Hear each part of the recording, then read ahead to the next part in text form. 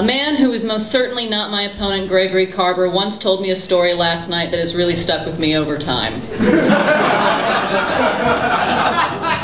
We were discussing the history of romantic bases and at which ages we'd first hit second and first, respectively.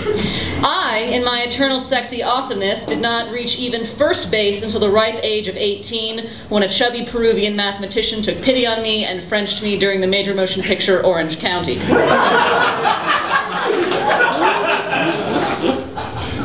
This man, who told me a story, who is absolutely not Gregory, however, was quite the minx. He rounded first base at age 11, like a total baller. In fact, he went on, there was a brief window when he was neck deep in middle school honeys. A veritable Fonzie of the Arkansan junior high elite, not Gregory, reveled in the attention. Every 6th grade shorty wanted some of that sweet, sweet, not Carver first basin. He let it ride. Dear foolish, not Gregory, assumed it would last forever, but alas.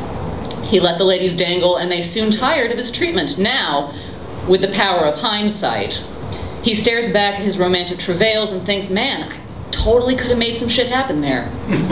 He realizes now what he might have done differently. Sadly, this accomplishes fuck all.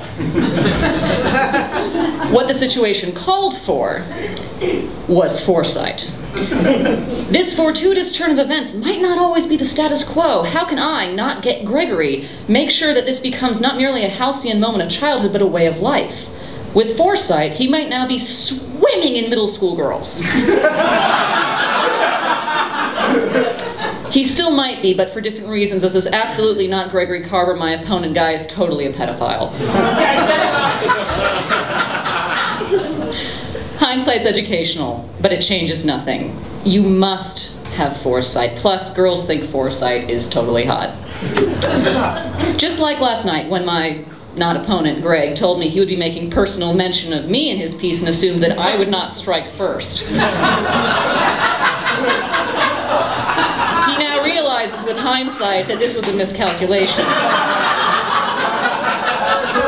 But with foresight, he might have prevented my present douchebaggery.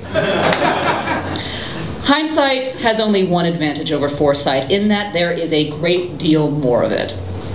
History trails behind us, and there is a concrete quality to the looking back that we can do.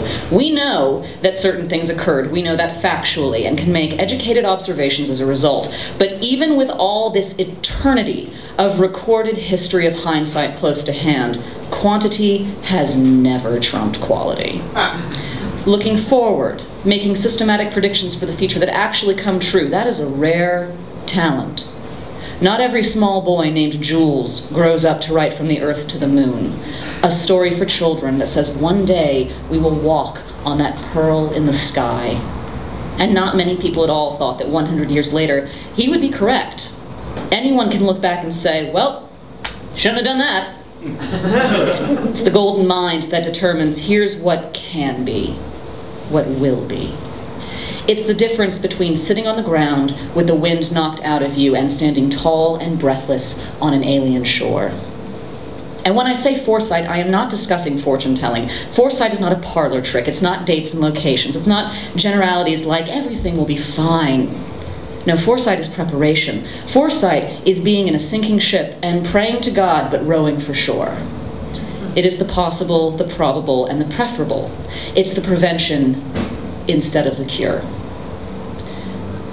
There is another young man who I should mention named Jack Thomas Andraka. He is a teenager. He has a mop top and braces and an adolescent's angry skin. He is not, at first glance, cool.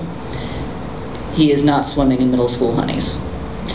You would not think it to look at him, but he is a master of foresight. It is his art. And this year, Jack did something very cool. This year, Jack Andraka created a test to determine whether or not you are suffering from pancreatic cancer. Pancreatic cancer is one of the most insidious varieties because it is so hard to detect, and the current detection methods are expensive and slow. The problem is not the cure. The problem is the prevention. Most of the time, once it's found, it's far too late. Most patients with pancreatic cancer have a 2% survival rate. Jack looked at that fact and said, I will make a better test. He made a much better test. His method is 168 times faster, 26,667 times less expensive, and 400 times more sensitive than ELISA, and 25% to 50% more accurate than ELISA, the current test. He has handed Foresight to an arena of science where until very recently there was none, and he is going to save millions of lives because of it. Isn't that better than looking back? This glorious prevention. And if there is any justice in the world, he will soon be neck deep in teenage honeys. Because girls think Foresight is totally hot. Thank you.